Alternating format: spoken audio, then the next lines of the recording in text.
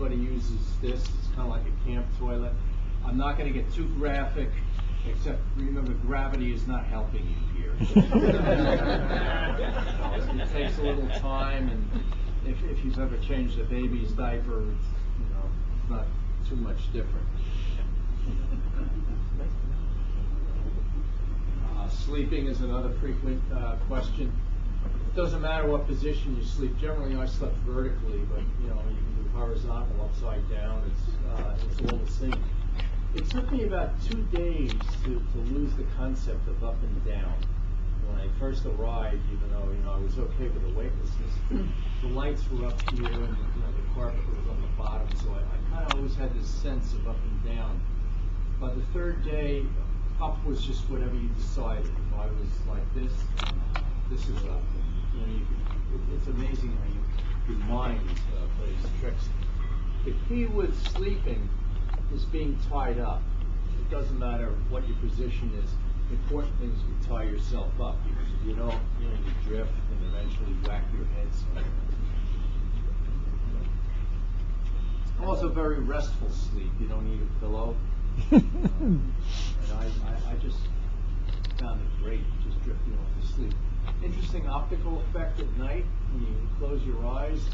About every 15 minutes you see these bright flashes of light, and it has to do with charged particles that come from the sun that normally get absorbed by the atmosphere. But up there, they have it, so they go through and light up your retina.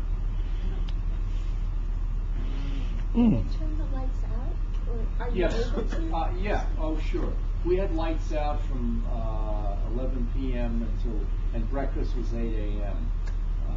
So, that's 9 hours. Very few of us slept that long, but usually used it for reading or listening. I brought an iPod with me.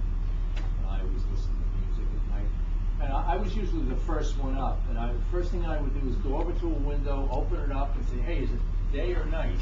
Because I didn't know, and if it was night, I'd just hang around and watch the sun come up, because it's 16x faster. Yeah. So what determines the time? Well, we use Greenwich Mean Time. We had a clock in the station, and on the ISS we use Greenwich Mean Time. On the Soyuz we use Moscow time. So, again, time is what you say it is. You can't use the sun because you're getting 16 sunrises every day.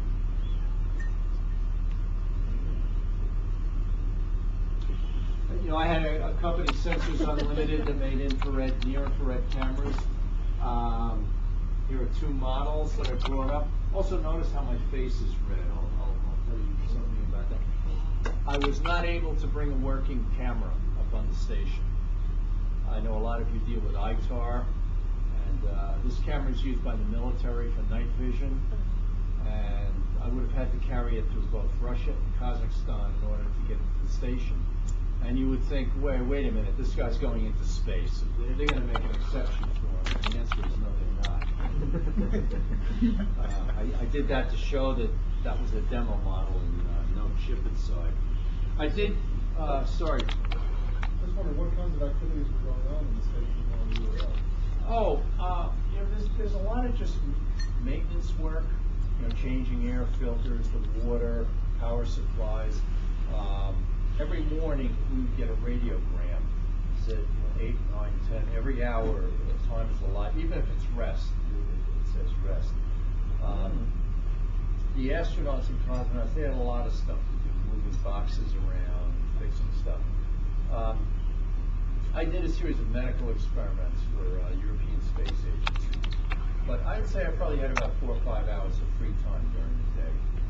And during that time, I did a lot of photography of inside like this, photograph the Earth,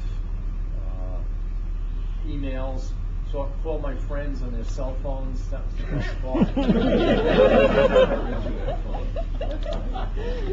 This is a box of chips, also non-working chips, but they would go inside the cameras.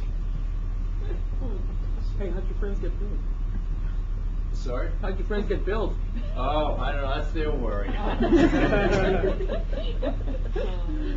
So that's about 20 camera chips. I made cufflinks out of these.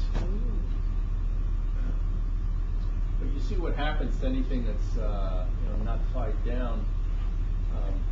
I had a digital camera up there, a little Canon ELF, take shots. And one time I took a picture, stuck it in my pocket. I forgot to close the zipper, and the camera just floated away. I lost it. Ooh. And I looked for hours and hours and couldn't find it. And I really wanted it for when we came down, when we went through the re-entry and all the fire outside. I wanted to get photographs of that, but I was not able.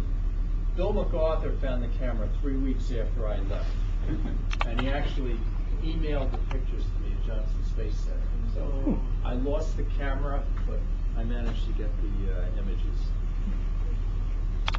This is for all the physics majors out there. If you remember this demonstration with the book, it rotates very easy about 2 axes. And now the third perpendicular axis, watch. It's wobbly. It doesn't want to rotate about that. It wants to go back to the other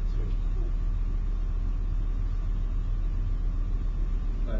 That has very low moment of inertia, the way the mass is distributed about the axis, so it likes that. It doesn't like this. This has the highest moment of inertia.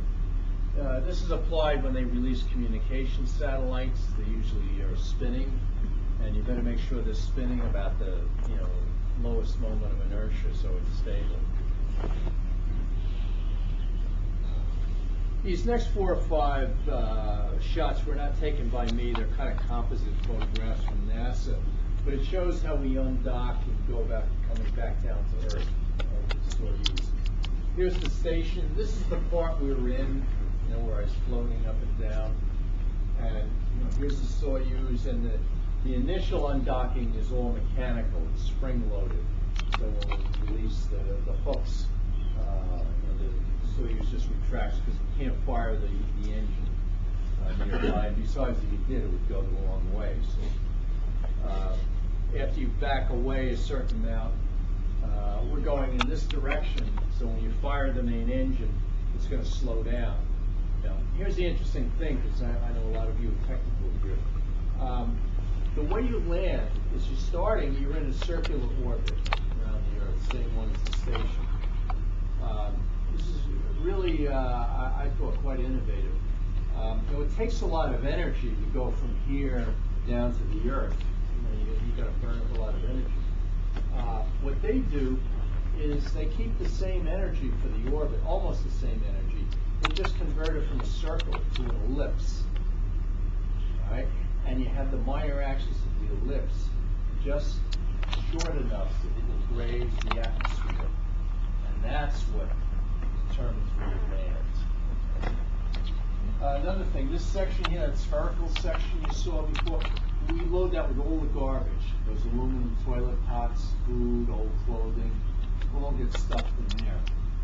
And then just before we do enter the Earth's atmosphere, we jettison the main engine and that the habitat module with the garbage. We're inside this, which now looks very much like the old Apollo capsule. It has a heat shield on it, a special substance, it's ceramic. They wouldn't tell me what it was, but it's some kind of high temperature ceramic, which is apparently has been very successful. So when we actually, remember, both of these are on this elliptic orbit that's going to graze the atmosphere. So when you come into the atmosphere at 17,000 miles an hour, and the friction of the air on the vehicle is such that the other 2 compartments are going to burn up before they ever get to Earth. Fortunately, we have this heat shield, and that was the scariest part for me, was coming down through the atmosphere. We had about 4.5 Gs, which is enough that you can't breathe normally. You got to take short, deep breaths, like panting. And there's a lot of vibration and shaking. And besides, I look out the window and there's this white light. I mean, you're in the middle of a plasma, so it's pretty unnerving.